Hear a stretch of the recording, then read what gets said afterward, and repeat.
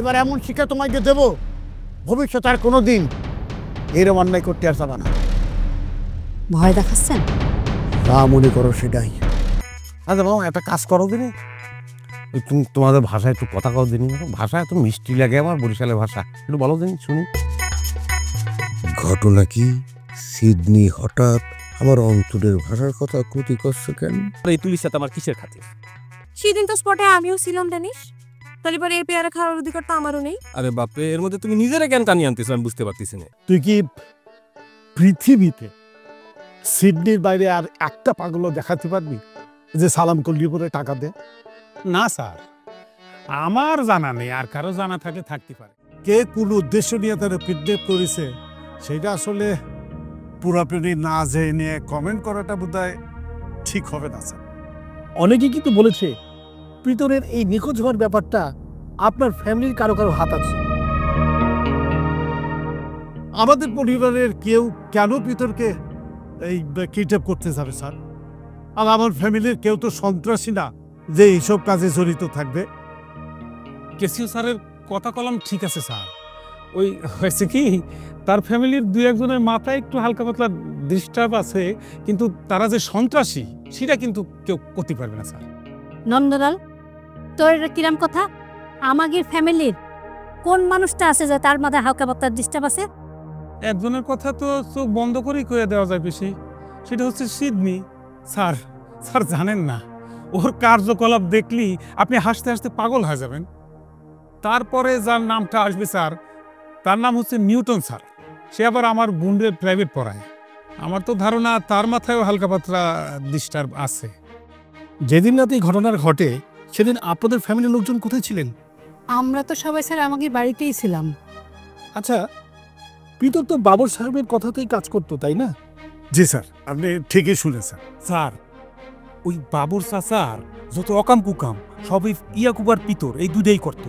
এই দুজনের জ্বালায় এলাকার মানুষ একেবারে বিরক্ত স্যার। আচ্ছা, বাবর সাহেবের সাথে আপনার ঝামেলা কি বাবর সাহেবের মেয়ে আর আপনার ছোট ছেলের বিয়ের পর থেকে, নাকি তারও আগে থেকে? না না, তারও আর থেকে স্যার। যখন আমার এই ছোট বোনটা বাবরের ছোট ভাইকে বিয়ে করে তখন এর থেকে। ওই বাবর মোড়ল আমার বাড়ির থেকে তারাই সে ক্ষান্ত হয়নি। আমার ধারণা আমার স্বামীরে সেই হত্যা করেছে। যদিও সবাই জানতো যে সে আত্মহত্যা করেছে, তবে অনেকের বিশ্বাস স্যার যে বাবর চাচা তার ভাইরে নিজে নিজে মারি ফেলে তারপর আত্মহত্যা বলে চালিয়ে দিয়েছে স্যার। ও মাই গড, কি বলছেন? যা সত্যি তা তো সবাই কবে, সত্য তো আর লুকায় রাখা যাবে না।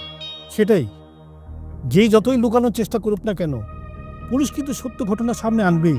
জি, আজকে আমার জানার কিছু নেই, যা জানলাম তা তো কথা হলেই। প্রয়োজন হলে আমি আপনার সাথে আবার দেখা করব। তাহলে আজকে আসি। জি স্যার। ওয়ালাইকুম আসসালাম। স্যার আপনার থাকেন, আমি তাহলে দোকানে যাই। ভিতরের বিষয়টা আসলে কিভাবে যে কি হয়ে গেল আমি বুঝতে পারতেছি না। শেষে না আমরা ঝামেলায় পড়ব। আমিও তো সেটাই চিন্তা করতেছি।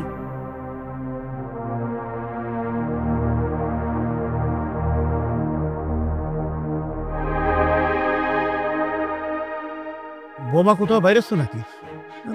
কলিম চাচার বাড়িতে একটু যাচ্ছি। ও, তা দুটো কথা কওয়া যাবে নাকি খুব ব্যস্ত? এটা আপনি কি করছেন মোরল সাহেব? আপনি বৌদির সাথে দুটো কথা কবে না, সেটাও সে করতে পারবে না, এটাও কি হয় নাকি? ঠিকই তো, আপনি যা করতে চাচ্ছেন কোন চাচা? না, করতে চাচ্ছিলাম কি, মানে তুমি কি আগের মতোই আছো, মানে ঠিক মতোই আছো নাকি মত পরিবর্তন করিস? থানায় যা কর তা তো কইই দিছি, এখন আর নতুন করে কি কব? বারবার কি নিজের কথা বদলানো যায়? না যাওয়ার কি আছে বৌদি? সেটা তো ঠিকই। তুমি কবা থানায় যে কবা যে ক্যাসিও মাস্টার চাপে পড়ে তুমি মনের বিরুদ্ধে অভিযোগ দায়ের করিছাও, আর ক্যাসিও মাস্টার পরিবারই ভিতরে অপহরণ করে পৃথিবী থেকে সরাই দিচ্ছে, এটাই তোমার ধারণা? না চাচা, যেটা সত্যি না সেটা আমি করতে পারবো না। আচ্ছা ঠিক আছে, বুঝলো, আমি যেটা কইছি সেটা সত্যি না। এইবার সত্যি করে একটা কথার জবাব দিব মা, তুমি কি ক্যাসিও মাস্টারের কিছু টাকা পয়সা খাইছো নাকি? এটা আপনি কিরম কথা কইলেন চাচা? আমার স্বামী নিখোঁজ আর আমি টাকা খাবো? আমারে কি আপনার শিরাম মহিলা মনে হয়? ওরে বৌদি, তুমি মনে হয় মোরল সাহেবের কথা বুঝতে পারোনি। না, তুমি টাকা খাইতো সে কথা আমি করছি না। তোমার কথাবার্তা শুনে আমার মনে হচ্ছে যে তুমি টাকা খাও মাসির মতো কথা করছো। জ্বালাও সেটাই তো কদু। আপনি কি কতি চাচ্ছেন শিরা আমার বোঝার বয়স একটু হয়েছে? একটু না বৌমা, বয়স যেটা আন্দাজ করিলাম তার চেয়ে বেশি বয়স হয়েছে। তোমার এই জন্য অনুরোধ করতেছি, পিতর আমার খুব কাছের মানুষ ছিল, তুমি হয়তো জানো না, তারা আমার নিজের সাওয়ালের মতো দেখেছে। আমি নিজেই তো তার সাক্ষী মোরল সাহেব। আর সেই প্রিয় সাওয়াল গায়েব হয়ে যাবি, গুম হয়ে যাবি, তার কোনো বিচার হবি না কেসিও মাস্টারের, এরা তো খুব কষ্টে। বৌদি আপনার কষ্টের কথা বুঝতে না পারলেও আমি সেই কষ্টের কথা বুঝতেই পারি মোরল সাহেব। কি আর করা কন, স্বামী তো তার। হ্যাঁ, তুই ঠিকই কইছিস। তুমি যদি তোমার স্বামীর নিখোঁজ আর বিচার না চাও, তাহলে পর আমার আর কিছু করার নেই। বৌদি, তুমি আর একবার কথা কান ভাইবে চিনতে দেখো। এই দেখো তো, যদি পিতরদা কোনোদিন ফিরে আসে আর আইসে যদি দেখে তুমি মোরল সাহেবের কথা শোনোনি, তাহলে পরে তো পিতরদা বেলাইন কষ্ট পাবে।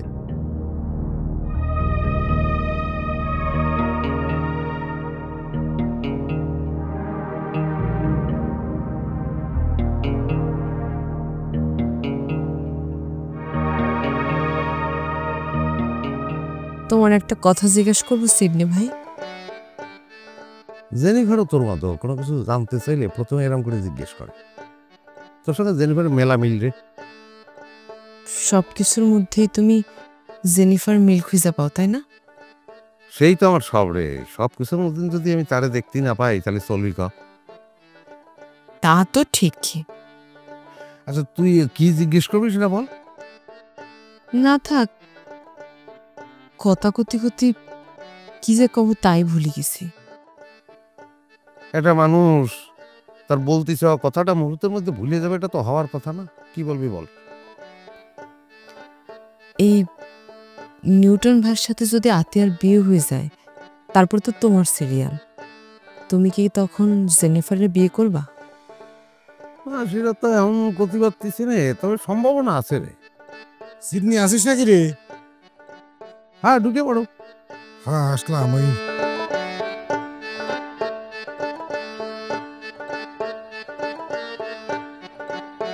শোন ভাই, আর কেউ বিশ্বাস না করুক, তুই বিশ্বাস কর।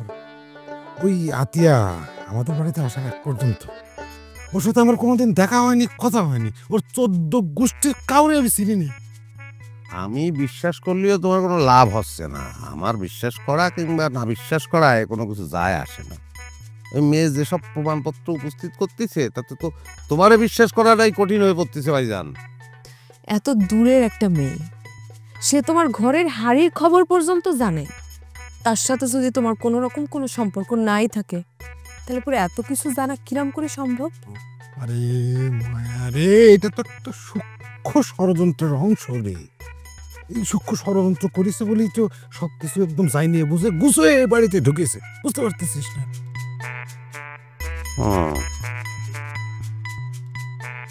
কিরা তোমার বিরুদ্ধে ষড়যন্ত্র করতে যাবে ভাইজান? কিটা ষড়যন্ত্র করতেছে সেটা জানলে পরে তো আমি ওর কান চাপালিয়া তখন গরম করে ফেলতাম। সেটা জানবো বলেই তো আমি তোর কাছে আইছি ভাই। ভাইজান, তোমার কথা কিন্তু আমি বুঝতে পারিনি, তুমি কি কারণে আইছো আমার কাছে? দেখ ভাই, আমার বিরুদ্ধে তো ষড়যন্ত্র হচ্ছে না? তা আমি তোর দায়িত্ব দিচ্ছি যে এই ষড়যন্ত্র কার ইশারায় হচ্ছে এটা তুই খুঁজে বাই করবি। ভাইজান, আমার মনে হয় তুমি ভুলে গেছো যে তোমার এই ভাই ওয়েস্টার্ন মেন্টালিটি বয় সিডনি, সে নানান ধরনের জনগুরুত্বপূর্ণ কাজে ব্যস্ত থাকে। সুতরাং তোমার এই উটকো ফালতু ঝামেলা কাঁধে তুলে নেওয়া তার পক্ষে সম্ভব না, একেবারেই অসম্ভব। তুমি তো অকাজ ছাড়া এমন কোনো গুরুত্বপূর্ণ কাজ করো না যে জন্য তুমি নিউটন ভাইয়ের সামান্য কাজকাম করে দিতে পারবা না। হ্যাঁ, আমারও বক্তব্য এটাই। বক্তব্য তো ভালো একই, কিন্তু লাভ কি হবে? এসব বিষয় হচ্ছে গোপন বিষয়, তালা মারা বিষয়। ইনভেস্টিগেশন করে সেই তালা খুলে তারপরে বিষয়টা বাইর করতেই হবে, তাই তো? সেটা কি এমনি এমনি হবেই? হ্যাঁ, তার জন্য তো টাকা লাগবে। আর তুমি তো কিপটা, ফুটো পয়সাও তো বের করতে চাও না তুমি। টাকা বাইর করতে চাচ্ছি না, কি করছিস? একটা বউ পালতে সারা জীবন যে কয় টাকা খরচ লাগে সেই তুলনায় তোর পিছনে কয় টাকা লাগবে? টাকা যা লাগে আমি দেবো। সে কথা তো ফয়সলা হলে ভালোই হয়। তাহলে একটা মোটা দেখে একটা বান্ডিল ঝেড়ে দাও, হ্যাঁ, কাজে লাগিয়ে পড়ি। এই সামান্য একটা কাজ করতে তোমার টাকা মোটা বান্ডিল ধরে দিতে হবে? ওরা তুই বুঝতে পারতেছিস না, এটা হচ্ছে ব্রেনের কাজ, খুব সূক্ষ্ম কাজ। হাতে টাকা না থাকলে পরে ব্রেন খোলে না। আমার জন্যই চাচ্ছি, ব্রেনের জন্য চাচ্ছি, ব্রেন খুলতে হবে না। কাজটা করবো কিরম করে না? আর তুই টাকার জন্য চিন্তা করিস? টাকা পেয়ে যাবি তো, তুই কাজটা শুরু করে দে তো। আচ্ছা ঠিক আছে, তাহলে তাই দাও।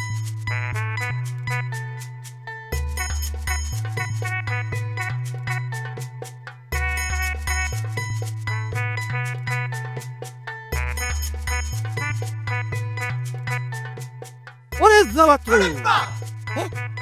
আমি কারে দেখতেছি? কিডা এ? বাদল না?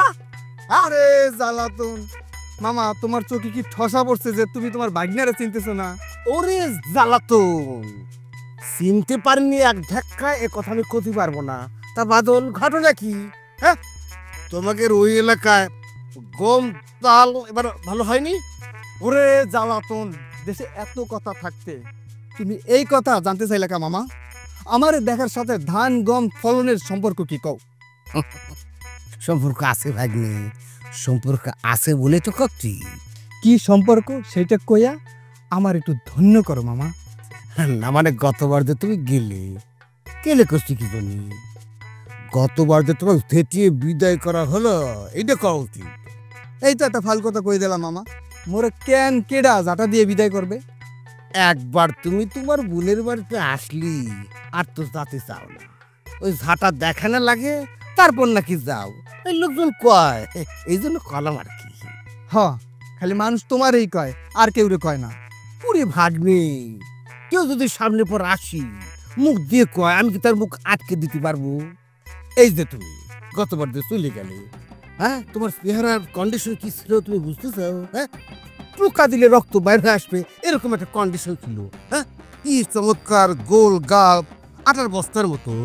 এবার তো ফিরে আসিস ভাগ্নে, হ্যাঁ, দেখি যাও পুরো শরীরটা কিরম ভাঙে গেছে। হ্যাঁ, তো দেখলি তো মনে হচ্ছে যে ওইদিকে মঙ্গা চলতেছে, পুরাই খরা।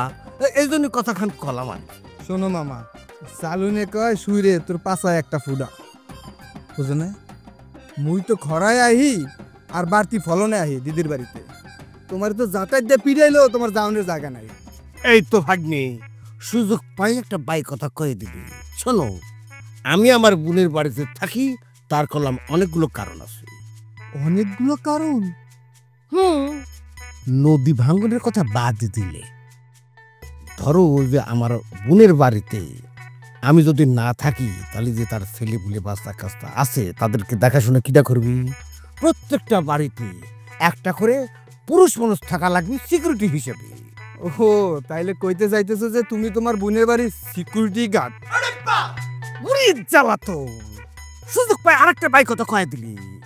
শোনো ভাগ্নে, আমি করতে চাইছি যে আমি যে আমার বোনের বাড়িতে থাকি, এটা হচ্ছে গার্ডিয়ান হিসেবে, বুঝলি? যে আমার কথার বাইরে কেউ কোনো কিছু মেক করতে পারবে না। ওরে জ্বালাতন মামা, এই কম বছর ধরে তো দিদির বাড়িতে আওয়া যাওয়া করি না, তোমার ইতিহাস সবই মুই জানি। তোমার বুবু যে তোমার দিনে কয়বার জাটা লইয়া দাওয়ায়, এটা মুই জানি মামা, চাপা কম মারো। না, আমার মতো জ্ঞান সম্পন্ন একটা জ্ঞানী মানুষ তোমার মতো পাত্রা লোকের সাথে কথা কটা আমার ভুল হয়ে গেছে। কারণ তুমি সে জাতের মধ্যে পড়ো না, তুমি মানি লোক এক মান দিতে পারো না। ঠিক আছে, কোনে যাচ্ছিলে যাও, আমি চলে গেলাম।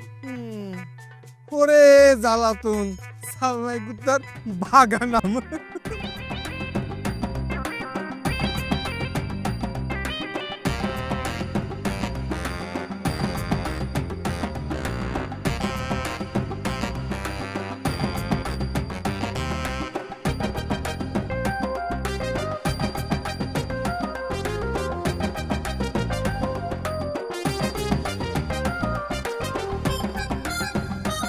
মুফি চেয়ারা ছবিতে ফাইন আছে।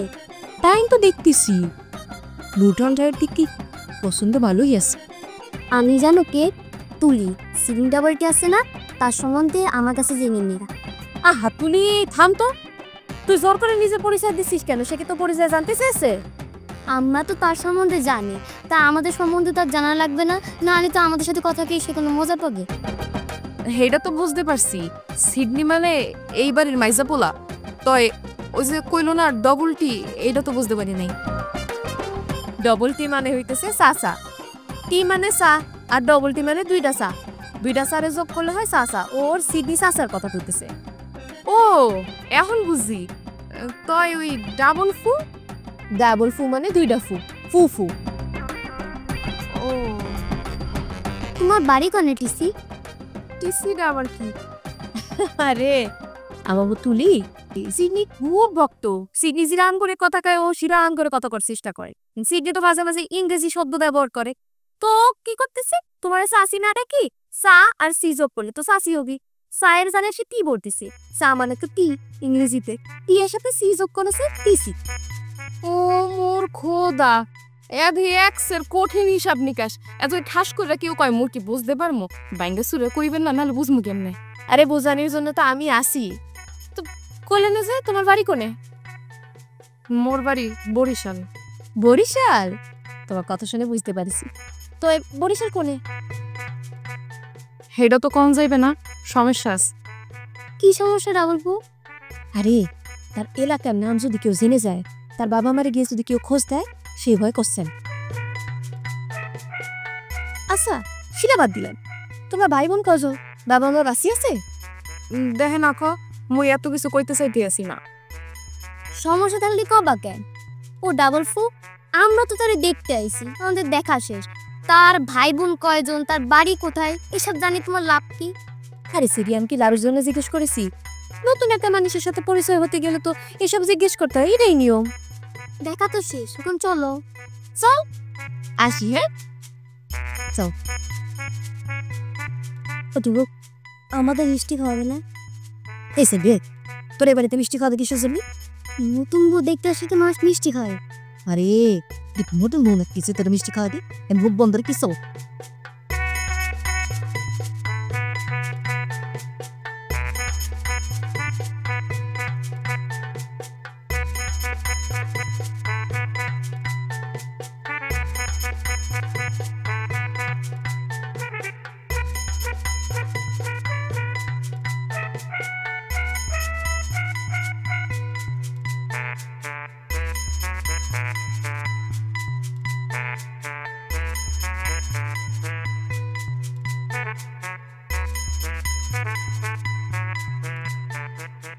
কি অবস্থা ভাই?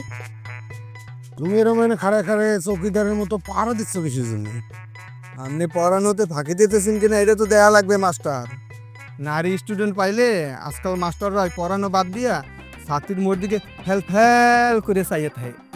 বিআই সাহেব, আপনার পড়ালেখার দর কিন্তু আমার খুব ভালো করে জানা আছে, ঠিক আছে? ক লিখতে গেলে কলম ভাঙি ফেলেন, আপনি আছেন মাস্টারমশাইয়ের ভুল ধরতে। আচ্ছা ঠিক আছে, মানলাম মাস্টার যদি আমাকে ভুল পড়ায়ও, সেটা বোঝার ক্ষমতা আপনার আছে। শুনেন ব্যান, এই পড়াশোনায় ফাঁকি দেওয়া বোঝার জন্য ওই জজ ব্রিজটা রওয়া লাগে না। আর ভুলে গেছেন মনে হয়, ওই 8 ক্লাস পাস দিছি। ও মাগো, বিআই সাহেব আপনি কি করছেন? আমি তো আসলেই ভুলে গেছি আপনি 8 ক্লাস পাস দিয়েছেন, একেবারে জজ ব্রিজটার কাছাকাছি। বাদল, তুই যে ভয় পাইতে আসিস সেই ভয় তো না পাইলেও চলবে রে ভাই। এই কথা কেন কইতেছো দিদি? নিউটন মাস্টার জাগা মতো কট খাইয়া গেছে।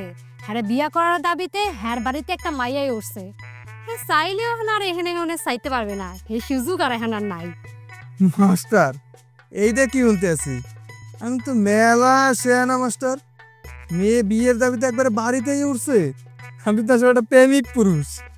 নিউটন ভাই, তুমি না কোনোদিন বিয়ে করবে না সে প্রতিজ্ঞা করেছো, আবার ততটা ছক্কাও মারি দিছো। ওরে চামেলি, ওই মেয়ের সাথে আমার প্রেমের সম্পর্ক তো দূরে থাক, ওই মেয়েকে আমি জীবনের চোখেও দেখিনি। সামান্য বিষয়টারে সবাই মিলি এই তিল ধরে তাল করিয়েছে। শোনো হুমায়ুন ভাই, এই সব বিষয়গুলি না এই তিল থেকে তালই হয়। তা আমি তোমাদের বাড়িতে আইসেছি বলে কি তোমরা আমারে অপমান করার চেষ্টা করতেছ পামেলা তুলি? তা হবে কেন? না, তোমাদের কথাবার্তা শুনে তো শিরামি মনে হচ্ছে। বুঝতে পেরেছি তোমাদের বাড়িতে ইরাম সময় আসাটা আমার ঠিক হয়নি। তোমার পাওনা টাকা সালি আমার বৌমা কি কয়? ব্যাংকের টাকা মার যাওয়ার সম্ভাবনা আছে, কিন্তু আমার টাকা মার যাওয়ার সম্ভাবনা নাই। বাহ, তাহলে তুমি একটা ব্যাংকের মালিক। জলসা ব্যাংক, জয়নগর লিমিটেড। তোমরা এখন এখান থেকে যাও। কি করছিস তুই? যাবো মানে? এই ভয়ঙ্কর মহিলার কাছে তোর ফেলা রেখে চলে যাবো নাকি? যার ভেতরে ডুবে থাকি সে হইয়া যায় উড়াল পাখি, বেকুল হইয়া চাইয়া থাকি কি ভুলের মাসুল। ওরে যার ভেতরে ডুবে থাকি সে হইয়া যায় উড়াল পাখি, বেকুল হইয়া চাইয়া থাকি কি ভুলের মাসুল। কোন কারণে হইলাম সবাই রঙ্গিলা পুতুল, কোন কারণে হইলাম সবাই রঙ্গিলা পুতুল, কাদা মাটির পুতুল।